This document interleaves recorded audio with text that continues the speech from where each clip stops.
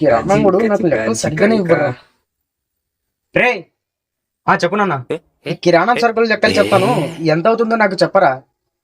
సరే నాన్న చెప్తాను. సరే చెప్తా చూడు. అరే ఇప్పుడు ఎట్లా చేయాలబ్బా, నాకు లెక్క చేయడం రాదు. మా నాన్న చెప్పకపోతే నన్ను చంపేస్తాడు. 35, 44, 78, 89, 100, 110 ఎంత అవుతుందిరా? ఏం చూస్తున్నావు మిత్రమా, మనం మ్యాథ్స్ స్టూడెంట్ కాదు, మొబైల్ క్యాలిక్యులేటర్ ఆన్ చేసి కొట్టు. రే నీకరే చెప్పేది, నేను ఇటు చెప్తూ ఉంటే నువ్వు ఫోన్ చూస్తావేంటి?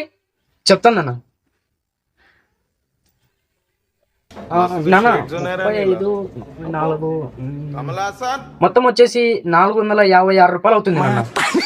అంత కరెక్ట్ గానే వచ్చింది కదా లెక్క? లేదు నాన్న, అంత కరెక్ట్ గానే వచ్చింది లెక్క.